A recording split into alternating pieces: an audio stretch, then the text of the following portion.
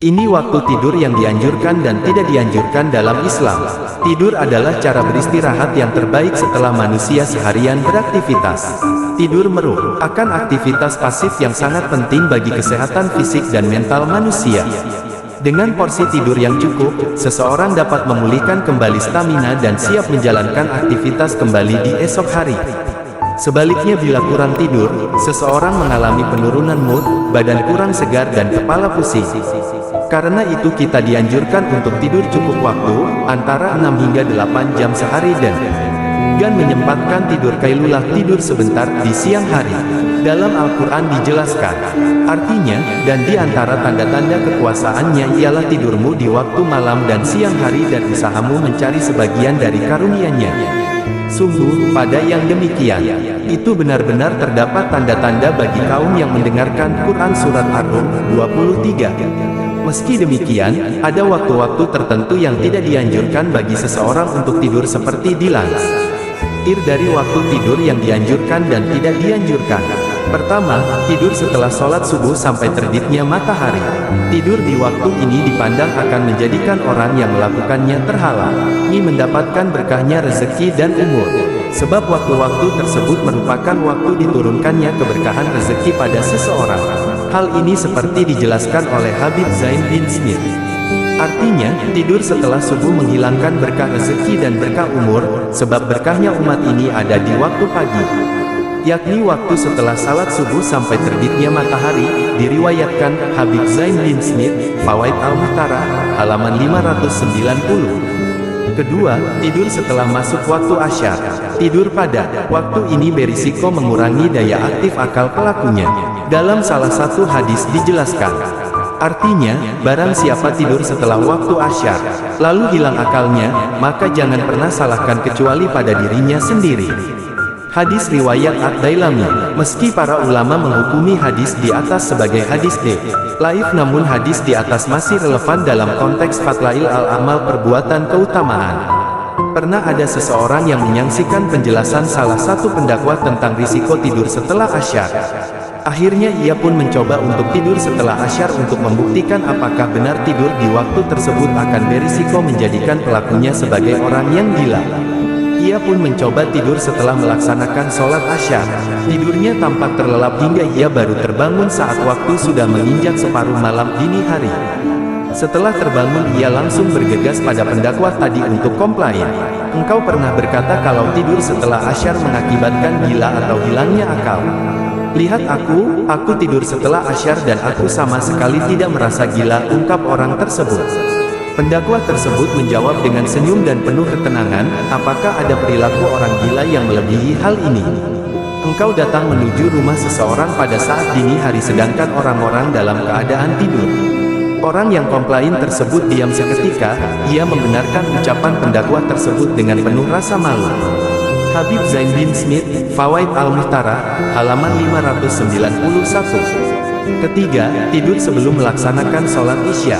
Dalam salah satu hadis sahih dijelaskan, artinya, sesungguhnya Rasulullah senang tidur sebelum salat isya dan berbincang-bincang setelah salat isya. Hadis riwayat Al-Bukhari. Sebab dimakruhkannya tidur sebelum melaksanakan sholat isya adalah dikarenakan khawatir akan habisnya waktu isya karena tidur terlalu lelap, seperti halnya kebiasaan kebanyakan orang yang tidur di malam hari namun belum melaksanakan salat isya. Alasan demikian seperti yang dijelaskan di Alam Kitab Unda Al-Qori Syarah Sahih Al-Bukhari. Artinya, adapun sebab makruhnya tidur sebelum isya karena akan berpotensi hilangnya waktu isya dengan menghabiskan waktu untuk tidur dan juga supaya orang-orang tidak menganggap enteng hal demikian hingga mereka tidur dan meninggalkan salat isya secara berjamaah.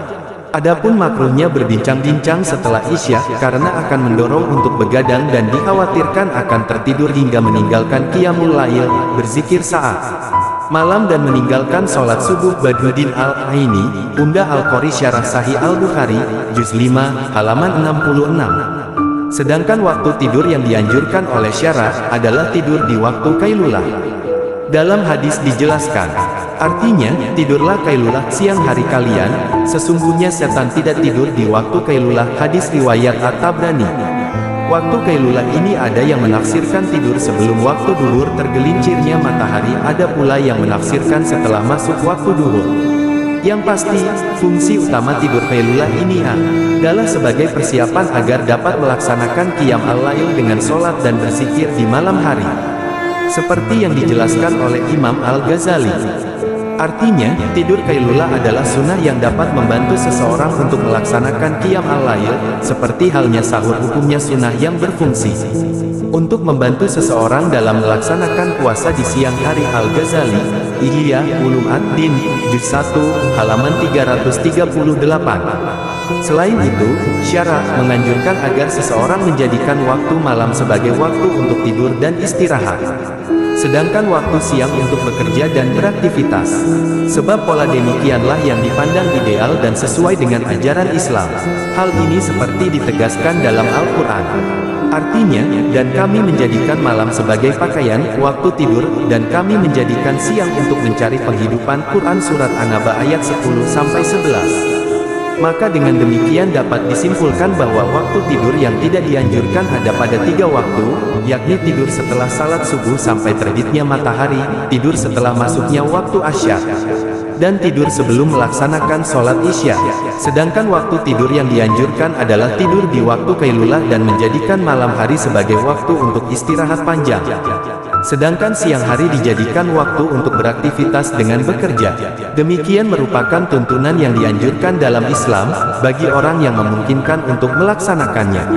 Tapi beda halnya bagi orang yang memiliki tuntutan pekerjaan yang beraktivitas semalam suntuk, maka dalam kondisi demikian waktu siang dapat ia gunakan sebagai waktu istirahat panjang dengan tetap berupaya untuk tidak tidur di waktu-waktu yang dimakruhkan. Demikian info larangan dan anjuran tidur dalam Islam. Semoga bermanfaat. Wassalamualaikum warahmatullahi wabarakatuh.